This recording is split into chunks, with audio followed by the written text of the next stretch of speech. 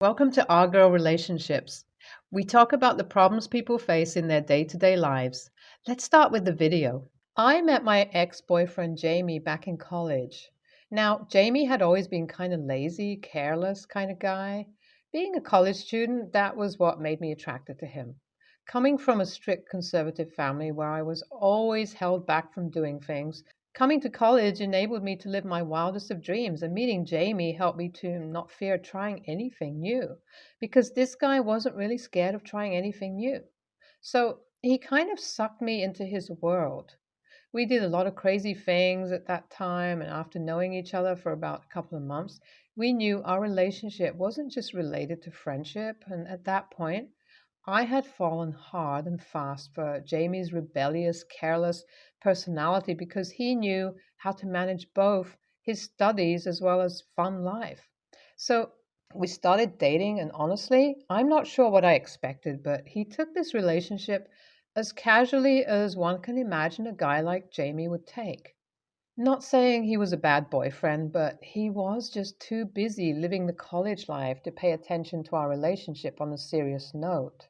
Well, I still continued to date him because, as I mentioned earlier, I really liked how he was as a person, but I knew one day or the other the end of this would come, and it surely did, towards the end of the third year. I still vividly remember that day. It was a warm, sunny day. We all had just graduated and was celebrating at a local Italian restaurant. Everyone was done eating, so we were just chilling at the lounge, and the topic of marriage came up. All the couples began talking about their plans of marriage, while all the single people sulked over not having partners yet. It was a funny discussion until a friend of mine asked Jamie about our plans. I felt a pit of anxiety in my stomach as soon as the question popped because it felt like someone had stolen the words out of my mouth by the way they had framed it. Jamie didn't seem fazed by this question at all. It was like he had seen it coming. And I wasn't surprised at his reaction either, because that was just the same old Jamie. So we all sat there quietly, waiting for his response as he lit up a cigarette and took a puff before telling everyone that we will be thinking about it. I thought I was in heaven that day because the fact that he even said he'd consider things meant a lot to me, but boy, was that a lie. So college ended and we all started to do our own thing. I decided to pursue my master's while working. Jamie decided to start working, and everything seems to be all right. We were in the same city. We still met until one day Jamie invited me over to his house. I thought this was yet again just another meetup. Well, it wasn't, and my life was about to turn upside down. As soon as I walked in, I saw a girl who was fixing things around the house. She looked like she was very comfortable and like she had known Jamie for a while. In fact, she was the one who offered to make me a coffee as she informed Jamie was in the shower. Her assertiveness kind of immediately made me awkward, as if she was trying to show that she knew things around the house, but I let it be because initially I had just assumed this was Jamie's sister, who he would talk about often and who was his age. Well, she wasn't. As soon as Jamie returned, we all sat down and Jamie introduced me to this girl as Lydia. Lydia was Jamie's fiancée, and apparently they were introduced to each other by their parents at the church. I was dumbfounded upon hearing this because Jamie, arranged marriage, church, nothing made sense. The guy who would be high almost every single day of his life suddenly made a 360-degree switch on me? And why was he even telling me all this? Were some of the few questions that popped up on my mind as I very awkwardly congratulated the two, had some coffee, and left. I thought I would receive at least some closure, but nope. Ever since the day that happened, I was blocked on every single social media. I was honestly dumbfounded, but also knew I had enough of him and his inability to commit. So I just decided, F it. I'm done, and just moved on with my life. But hey, I would be wrong if I didn't say it took me a while to get over him, because after all, he was my first love, even if he didn't reciprocate the feeling. But like they say, time heals, and after about a year, I was able to slowly get over him. That is around the time I also met my now boyfriend, Jackson. So currently, after about 3.5 years of dating, we recently moved in only to face this situation. You see, as we were planning to move in together, we decided to move cities because we needed some change and some thrill. So we moved to this small town where not a lot of people live, and for introverts like us, it is a good thing. So, as we are enjoying our life in this small town, one day out of nowhere, I hear the doorbell ring once, and after a minute, the door knocks a bit aggressively. This was immediately suspicious because, like I said, this is a small town and we practically know no one here. So, anyways, I open the door and I'm shocked to see this little girl standing with a bag and a note in her hand. She's asking me where her parents are even before I got the opportunity to ask her the question. I am immediately alerted, but looking at the paper in her left hand, I feel a bit relieved as it gave me some hope. Well, nope. That was far from the case. The paper wasn't just a single piece of paper either, it was a 5-page note. I knew I had no choice but to start reading, and as each paragraph progresses, I'm shocked. Like, it starts off by the writer asking me about my well being, then talks about my boyfriend and I, telling me how they've been looking at us for a while. This is when I get creeped out, but hey, this is just the beginning. As I continue to read, it is revealed to me that the letter is written by none other than Jamie and his wife. The rest of the letter talked about how they knew we moved into their neighborhood the moment we shifted, and how, although they were hesitant to approach us, they had left cookies on our porch a couple of times with a note welcoming us, which is true. Well, I'm already weirded out and not sure what to think as I continue to read, as they mentioned how they needed a break and were going on some religious tour to find themselves, and them requesting me to not tell their parents or anyone about this because they don't want to look like bad parents. The letter even mentioned how they weren't sure when they'd return. I was infuriated, but I knew I wasn't just going to let the innocent child out on the streets, so I let her in, gave her some snacks, and called the cops and my boyfriend. I'm waiting on them currently as I type this out. I'm absolutely conflicted, weirded out, and just out of words. It's like Jamie has become a disease in my life, who has returned after years, and it is something I do not want. What should I do here? Was I wrong for calling the cops? AITA? Any advice would be much appreciated. The cops came in soon after I posted this and filed a report. I also showed them the letter, which they took away with them, along with giving me a copy of it, since I forgot to mention it consisted of a few pages of Lydia describing her daughter's diet. Well, thanks for that, Lydia. The cops also spoke to Jamie's daughter, who revealed that her name was Gianna. The cops advised me to call the child support services to file a report for child abandonment, and from there on, they will inform us about what to do regarding getting temporary custody of their daughter. That is what my next step will be, and I will be updating this post after. I called the Child Protection Services and informed them of everything that went down. Upon looking at the records, I was informed that this wasn't the first time Jamie and Lydia had done something like this. They suggested I try to contact Jamie's family first to see if they're willing to take in Gianna, and if not, it will be on us to keep her until the cops find them. Well, I first had to look them up on Facebook, and the only person I could find was Jamie's sister. I texted her explaining the entire situation before ending the text with my contact details. It was surprising that I got a response almost immediately after an hour, and she told me that she would call me once she was off of work, which she did. On the call, she explained to me how worried she was about Gianna because it had been well way beyond a couple of weeks that Jamie and his wife hadn't contacted them after his parents refused to give him any money. She explained to me how this was a common occurrence for Jamie. He's been like this since his college days, and that is why his parents had married him off, promising him a house if he did. Well, as it turns out, his wife turned out to be just like him, and the two sold out their house to fund their extremely unhealthy lifestyle.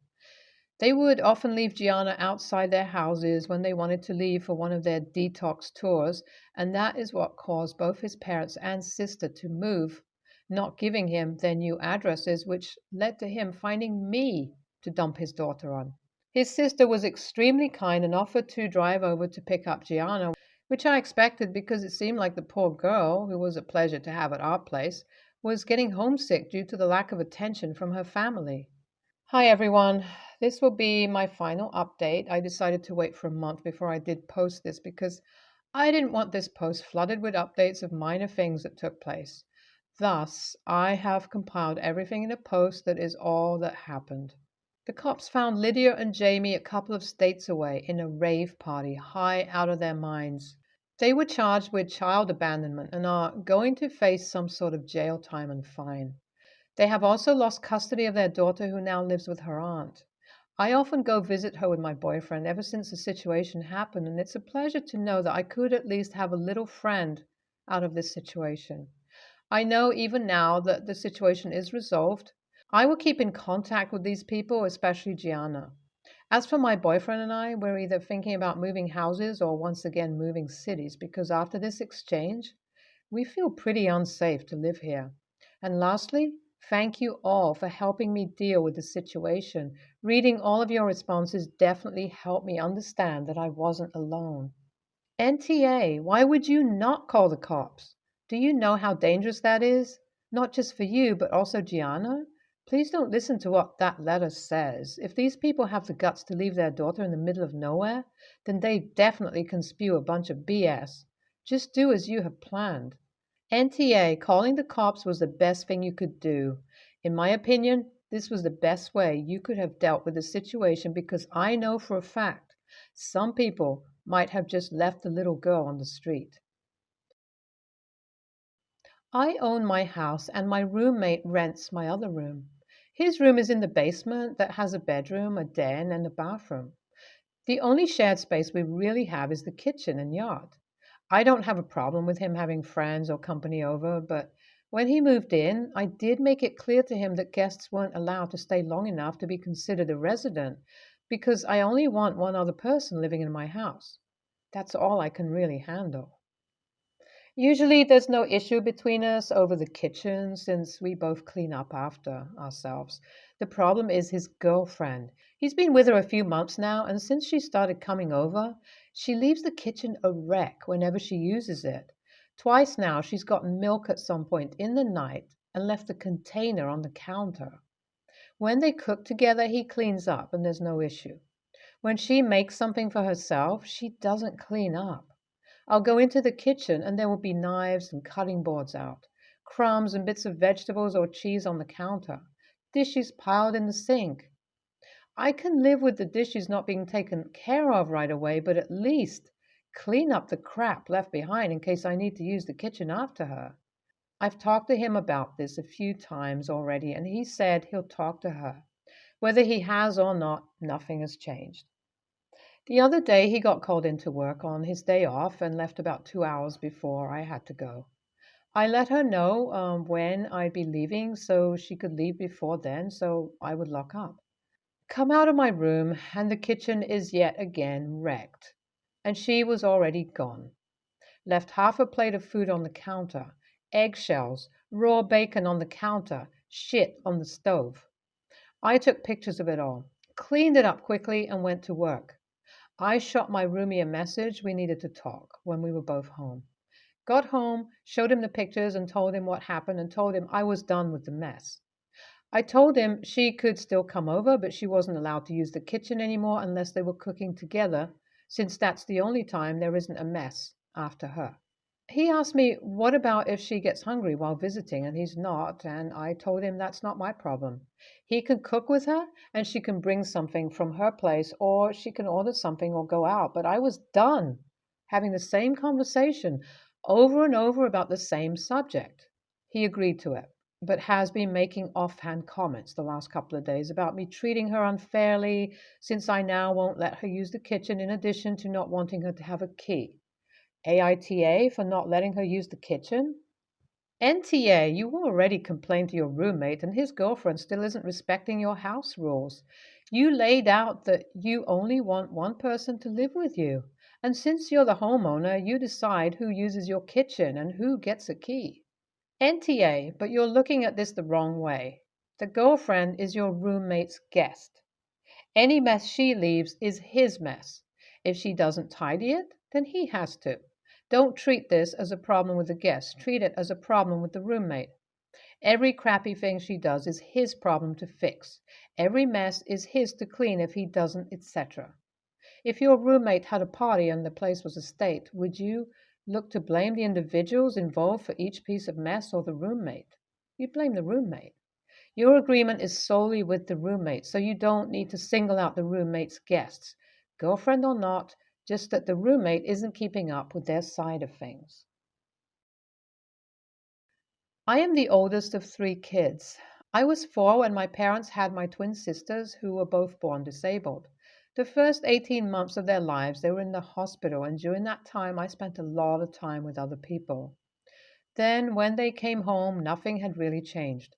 They required so much attention that I was easily forgotten, brushed aside. Things ended up getting toxic once I started making food for myself and other stuff, because then my parents would expect me to do it for them too. And I felt like they should be doing it for me and not the other way around.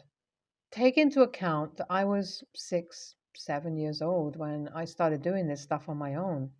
We fought a lot, and generally, life at home was not the best. They never showed up for me. When I was 10, I was given an award at school. Neither came.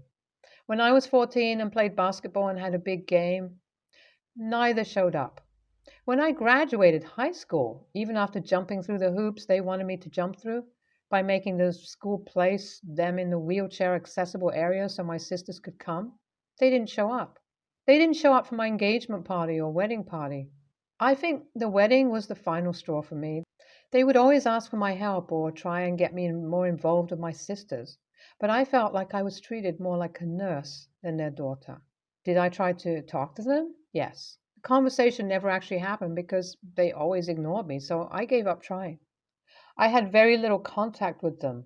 I had my daughter last year, and I am so thankful for my in-laws. They are everything I could have ever wanted for my daughter. They are everything I could not give her. They are so kind, and not just to her, but I truly feel like they care about me.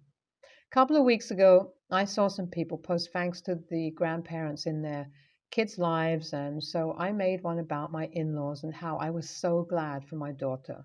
My parents saw it, as did people they know, and they asked them questions about why they weren't included and were they not involved in their only grandchild's life.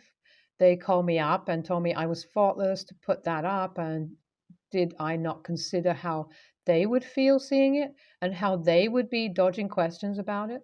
I told them I really didn't care. That as far as I'm concerned, they're not my daughter's grandparents anyway, so why would I consider them at all? They said I was cruel because I am the only one of their children who can give them grandkids. I laughed and told them I didn't realize I was their kid. I figured I was the unpaid nurse they wanted around sometimes so they could get a break. They told me I should have had more decency and to think of them, given they are full-time carers to 2 very disabled children, and they are doing their best. I said they were doing their best for them, but never for me. They told me I was spiteful to put that post up there, and they ended the call very clearly angry. AITA? NTA. Funny how they only started caring when their indifference to their own daughter and only grandchild became public knowledge.